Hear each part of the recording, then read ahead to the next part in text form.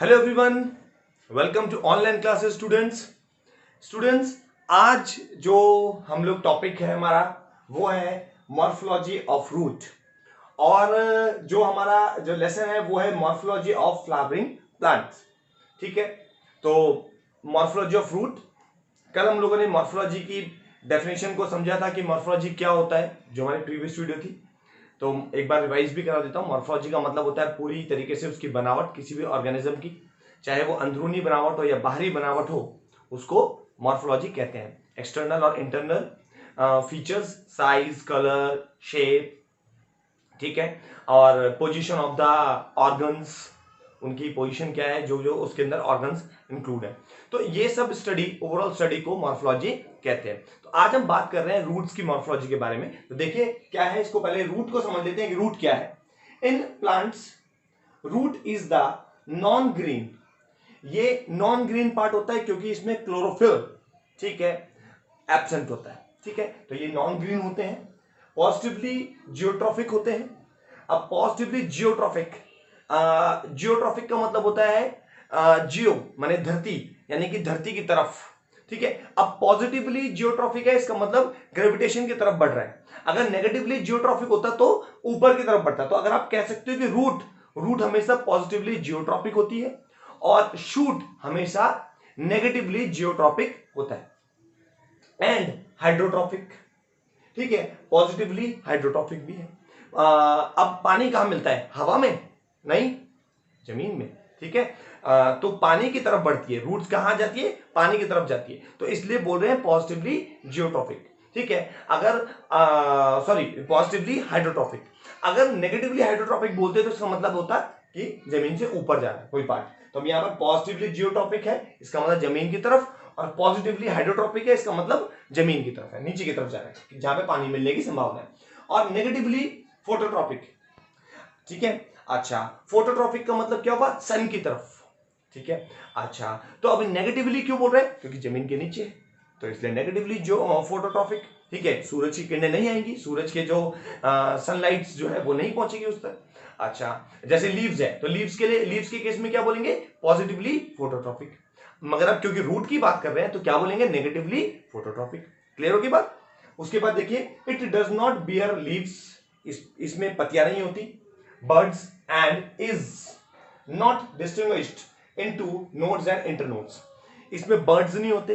Birds यानी कि जहां से नई कोमल कली निकलने वाली हो, या नई कुंफल बोलते हैं ना जिसको, वो निकलने वाला हो, उसको बोलते हैं बर्ड्स, तो वो एब्सेंट होता है। इसके अलावा इसमें नोड्स और इंटरनोड्स भी एब्सेंट होते हैं, यानी कि जिस हिस्से से नई ब्रांच निकलती है उसको नोड कहते हैं, स्टेम के उस हिस्से को, और दो नोड्स के बीच के हिस्से को, रीजन को, इंटरनोड कहते हैं। ठीक है, अच्छा, तो ये है आपका रूट की डेफिनेशन। चलिए टॉपिक को आगे बढ़ाते हैं। तो देखिए, चलिए आगे बढ़ते हैं, बात को आगे बढ़ाते हैं। और जो आगे हमारा टॉपिक आ रहा है वो है रीजन्स ऑफ द रूट।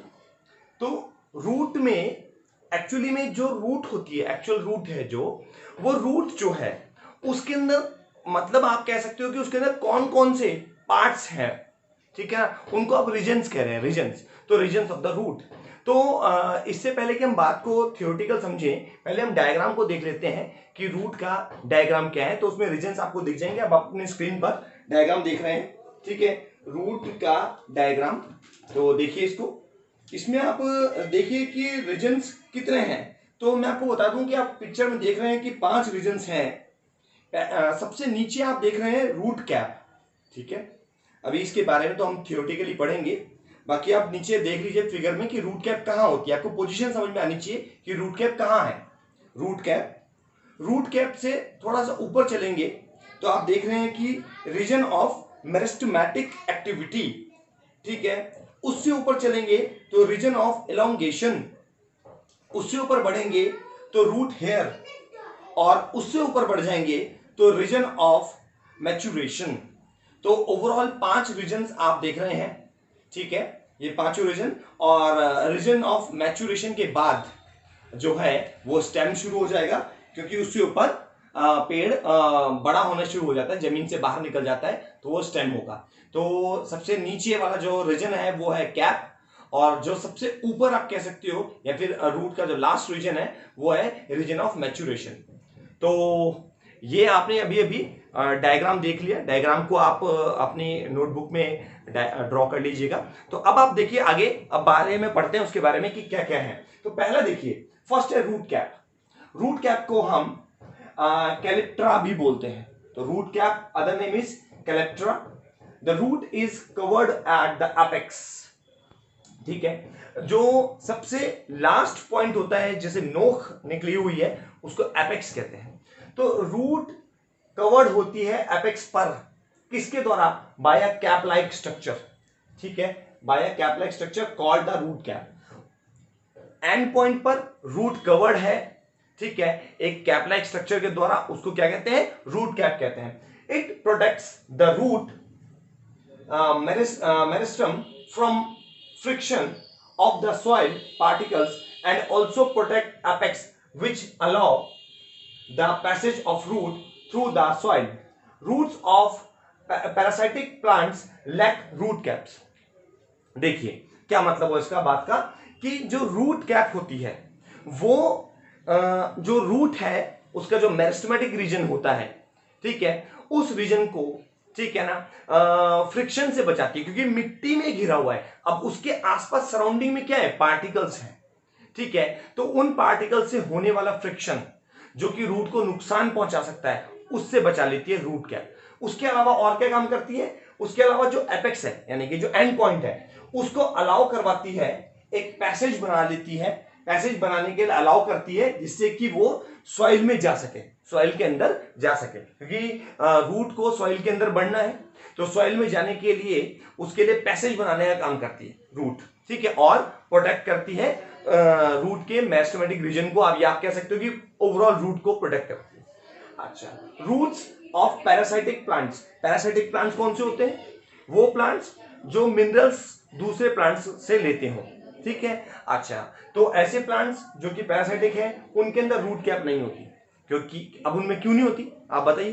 क्योंकि वो पैरासाइटिक है, जैसे आमतौर पर बेल, ठीक है, जो दूसरे पेड़ों पर लिपटी रहती है, तो उनको तो रूट में जाने की नीड ही नहीं है, सॉरी, जमीन में जाने की तो नीड ही नहीं है, ठीक है। वो तो मिनरल्स कहां से ले रहे हैं? उस प्लांट से, जिस प्लांट के चारों तरफ वो लिपटी हुई है, तो उनमें तो रूट कैप की नीड ही नहीं होती, तो वहां पे रूट कैप नहीं होंगे, ठीक है। अच्छा, उसके बाद देखिए सेकंड, ग्रोइंग पॉइंट जोन, या फिर इसको मेरिस्टेमेटिक जोन भी बोल देते हैं, ठीक है।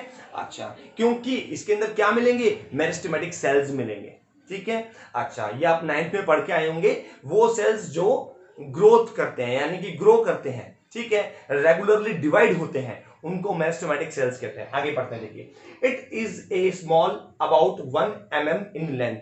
ये एक छोटा सा रीजन है, रूट कैप के बाद आने वाला रीजन है, और ये 1 mm तक की लंबाई का हो सकता है। Thin walled region. अच्छा, जो इसके सेल्स हैं वो कैसे हैं? थिन वॉल वाले हैं, इनकी जो वॉल है वो पतली है, ठीक है, और हैविंग डेंस प्रोटोप्लाज्म, और उन सेल्स का जो प्रोटोप्लाज्म है वो डेंस है, ठीक है। अच्छा, it lies just beyond the root cap, और ये कहां? ये जो सेकंड नंबर का जब बात कर रहे हैं मेरिस्टेमेटिक जोन, ये किसके बाद आता है? तुरंत रूट कैप के बाद आता है, ठीक है। अच्छा, it cells divided regularly and repeatedly for elongation. इस जोन के जो सेल्स हैं वो क्या करेंगे? लगातार डिवाइड होंगे। मैंने आपको बताया ना, मेरिस्टेमेटिक सेल्स हैं तो लगातार डिवाइड होंगे, और जो है लगातार बढ़ेंगे, तो रिपीटेडली इलोंगेशन, इलोंगेशन का मतलब बढ़ना, ठीक है। It is responsible for the growth of the root. ये जो रीजन है, ये रूट की ग्रोथ के लिए जिम्मेदार होता है, ठीक है। जब हम सेल्स के बारे में पढ़ रहे थे, तो आपने उसमें पढ़ा होगा, जब 9th क्लास में हमने सेल्स के बारे में पढ़ा, तो उसमें आपने देखा होगा मेरिस्टेमेटिक सेल्स, है ना। तो मेरिस्टेमेटिक सेल्स आपने देखा होगा कौन सी रीजन में मिलते हैं? जो प्लांट का टॉप रीजन होता है या रूट रीजन होता है, क्योंकि उस हिस्से ने लगातार ग्रोथ लेनी होती है, ऊपर से ऊपर बढ़ता रहता है और नीचे से नीचे बढ़ता है, ठीक है ना। तो यहाँ पे आपको मेरिस्टेमेटिक जोन मिलेगा, यानी कि मेरिस्टेमेटिक सेल से बना हुआ हिस्सा है, ठीक है। अच्छा, उसके बाद आगे बढ़ते हैं, देखिए थर्ड क्या है? थर्ड रीजन कौन सा है? Zone of elongation, next to meristematic zone. Meristematic zone के जस्ट बाद कौन सा जोन आने वाला है? There is zone of elongation. यानी कि मेरिस्टेमेटिक जोन के बाद इलोंगेशन जोन आएगा। तो सबसे पहले रूट कैप, फिर आया मेरिस्टेमेटिक जोन और फिर आएगा इलोंगेशन। ठीक है, zone of elongation. It is about 2 mm to 5 mm। ये वाला जो रीजन है ये 2 mm से 5 mm तक का हो सकता है इन लेंथ। ठीक है जी। अच्छा जी, the cells elongate speedily and increases the length of root. इधर में जो सेल्स मौजूद हैं वो इलोंगेट करेंगे, यानी कि अपने साइज को बड़ा करेंगे। ठीक है, अपने साइज को क्या करेंगे, बड़ा करेंगे। अच्छा, और जिसकी वजह से रूट की जो लेंथ है वो बढ़ जाएगी। ठीक है, the cells of this region can absorb water and minerals from the soil. इस हिस्से वाले जो सेल्स हैं वो पानी को, जमीन में से पानी को खींचेंगे और मिनरल्स को खींचेंगे। ठीक है, तो ये अभी हम यहाँ पर 3 रीजन्स के बारे में पढ़ चुके हैं। चलिए आगे बात करते हैं। तो चलिए देखिए आगे बढ़ते हैं, और आगे देखिए क्या है। फोर्थ जो रीजन है रूट का वो कौन सा है, रूट हेयर जोन। ठीक है, root hair zone. Cells in this zone do not divide, यानी कि रूट हेयर जोन के जो सेल्स हैं वो आगे फर्दर डिवाइड नहीं करेंगे, यानी कि इट मींस परमानेंट। ठीक है, सेल्स है। अच्छा, this zone is about 1 to 6 centimetre in length, और ये जो जोन है ये 1 से 6 सेंटीमीटर लेंथ का हो सकता है। Most of water absorbed by root is through this zone, यानी कि रूट के द्वारा जितना ज्यादा पानी जो भी एब्जॉर्ब किया जाता है उसका ज्यादातर हिस्सा इसी जोन से एब्जॉर्ब होता है। ठीक है, some of the outer cells of this zone give rise to unicellular and unbranched outgrowths called the root hairs. ठीक, अच्छा, क्या बोल रहा है कि इस रीजन में कुछ बाहरी सेल्स इस रीजन के वो यूनिसेलुलर होते हैं और अनब्रांच होते हैं, इनको रूट हेयर्स भी बोल देते हैं। ठीक है, they increase the surface area of root for maximum absorption of water. ये जो रूट हेयर हैं ये रूट के सरफेस एरिया को बढ़ा देते हैं जिससे वो ज्यादातर पानी को एब्जॉर्ब कर सके, मैक्सिमम वाटर एब्जॉर्ब कर सके। Older root hairs become non functional and are replaced by new root hairs at regular intervals. जो ओल्डर रूट हेयर्स हैं, पुराने रूट हेयर्स हैं, वो नॉन फंक्शनल बनते जाते हैं और उनकी जगह पर नए, ठीक है, रूट हेयर्स आते जाते हैं समय समय पर, रेगुलर इंटरवल्स पर। ठीक है, ये था रूट हेयर जोन के बारे में। उसके बाद फिफ्थ जोन कौन सा होता है, जोन ऑफ मैच्योरेशन या फिर zone of mature sales.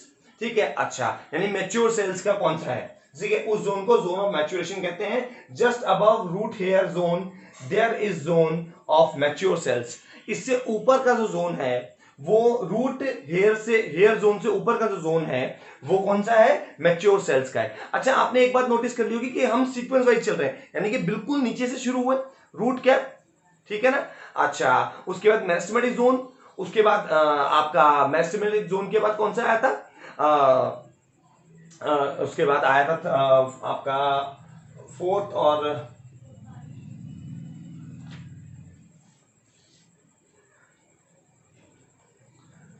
Zone of elongation, और जो फोर्थ है रूट हेयर जोन, और जो फिफ्थ आया था वो है जोन ऑफ मैच्योरेशन। तो आप सीक्वेंस वाइज देखते जा रहे हैं। तो अब हम पांचवें जोन की तरफ पहुंचे हैं, वो क्या है, जोन ऑफ मैच्योरेशन या zone of mature cells. Just above root hair zone there is zone of mature cells, यानी रूट हेयर से ऊपर मैच्योर सेल्स का जोन होता है, where primary tissues have fully developed. यहाँ पर जो हमारे शुरुआती सेल्स होते हैं वो अब पूरी तरह से डेवलप हो चुके हैं। ठीक है, this region is the main anchorage, यानी कि सपोर्ट देने वाला, किसी चीज को टिकाए रखने वाला, उसे बोलते हैं एंकरेज पार्ट ऑफ रूट। ये वाला जो रीजन होता है ये रूट का एंकरेज पार्ट होता है, यानी कि रूट को टिकाए रखता है। It fixes the plant firmly in the soil. ये वाला हिस्सा रूट को मिट्टी के अंदर गड़ाए रखता है क्योंकि ये एंकरेज पार्ट है। ठीक है, अच्छा, तो ये थे पांचों रीजन ठीक है। रूट के यानी कि आप कह सकते हो कि रूट्स के कितने पार्ट्स थे, तो आपने देख लिया कि 5 पार्ट्स हैं, पार्ट्स या रीजन कह लीजिए, 5 रीजन्स हैं, ठीक है। अच्छा, तो ये आज का जो टॉपिक है उसको हम लोग यहीं एंड करेंगे, बट आपके लिए एक क्वेश्चन है। क्वेश्चन ये है कि मॉर्फोलॉजी वर्ड जिन ग्रीक वर्ड से मिलके बना है, आपको वो ग्रीक वर्ड्स कमेंट बॉक्स में और उनका मीनिंग कमेंट बॉक्स में मुझे बताना है, ठीक है। यह आपके लिए आज का क्वेश्चन रहने वाला है। तो कमेंट बॉक्स में मैं आपके आंसर्स का वेट करूंगा, और मैं नोटिस कर लेता हूं, मैं नोट डाउन कर लेता हूं जो भी स्टूडेंट्स कमेंट करते हैं कमेंट बॉक्स के अंदर, ठीक है। तो पता चल जाता है कि कौन कौन स्टूडेंट्स रेगुलरली वीडियो देख रहे हैं और कौन स्टूडेंट्स वो हैं जो दूसरों की बच्चों की कॉपियों में से कॉपी करते हैं, नकल करके आंसर्स बताते हैं, ठीक है। तो ऐसा ना करें, रेगुलरली वीडियो को देखें ताकि आप लोगों को जो है नॉलेज मिलती रहे। तो स्टूडेंट्स, आज की वीडियो को हम लोग यही एंड करते हैं। Keep watching and keep learning. Thank you very much.